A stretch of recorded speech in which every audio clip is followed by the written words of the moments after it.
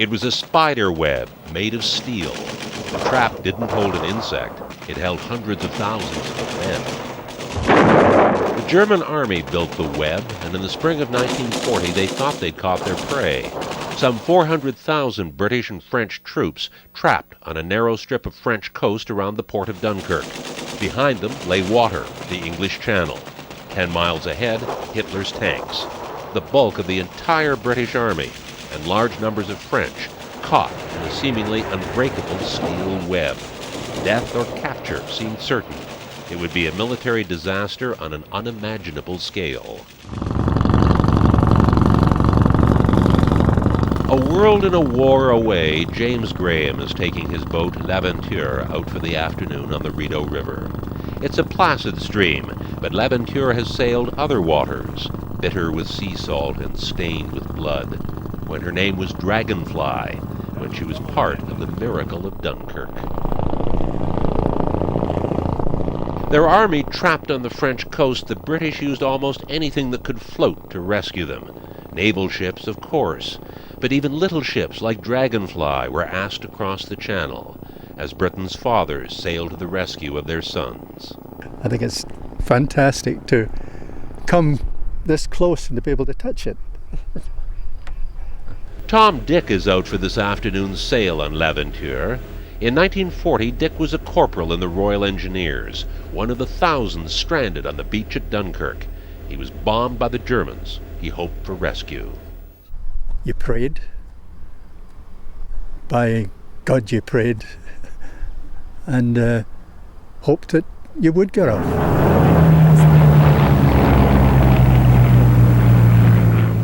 Overhead, the Royal Air Force battled German bombers. On the beaches, the work of evacuation went on.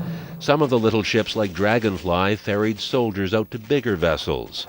Some gathered soldiers and headed for home. Some were machine-gunned, bombed, or sunk. Little pleasure craft built for Sunday sailing, never meant for war's dark work. But the steel spider web was slowly loosened. Tom Dick got away on a destroyer. A ripple went through the mass, and the message came, there are 7 destroyers on the way. And we thought, 7 destroyers, that'll take a lot off, but you look around and see the masses that are there, and you realize that they're not all going to get off on 7 destroyers. 4 years later, Tom Dick returned to France on D-Day. And that, says Roger Sarty of the Canadian War Museum, shows how vital Dunkirk was. Equipment was left on the beaches, but the men were saved. This provided the kernel around which Britain and the Free French were able to build the forces that fought in North Africa, defeated Rommel there, then invaded Italy, and then finally did the D-Day invasion to liberate Europe. But how close it was. The Channel unusually calm, the weather amazingly fine, and 338,000 men taken away to safety under the noses of the enemy. It was, people said, the miracle of Dunkirk. This is absolutely incredible because there was, as I said, very heavy German firepower on the beach and off the beach. And many of the ships, including the naval ships, suffered very heavy losses. Now, the fact that the civilian crews were willing to come in under those circumstances, that they had the seamanship to navigate under the circumstances, is close to a miracle. And sitting below decks on L'Aventure, Tom Dick agrees. In my eyes, it was a miracle. Considering the numbers that they got off, and within the 7 to 9 days, over 340,000. And that, to me, is a miracle. Years after the war, Dragonfly was bought by a Canadian general and shipped to Canada. James Graham's father later took it over, and James now lovingly looks after this link with the miracle of Dunkirk. In a way, it's like having a floating museum, because people are, it's a conversation piece. People are always coming up to you and asking about the history of it. And each year it's probably hundreds of hours of stripping and painting and sanding. It's a chore, but it's something I love doing. For Tom Dick, this day ends with a surprise. He's asked to take the wheel, steering a ship that shares his memories.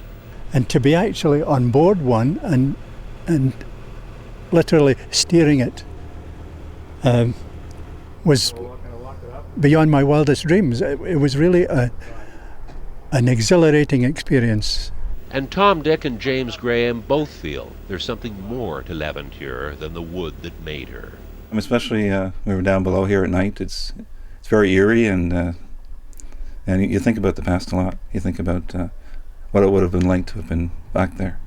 So L'Aventure now cruises a peaceful river, but the water that ripples along her hull can still whisper of her part in history's greatest rescue.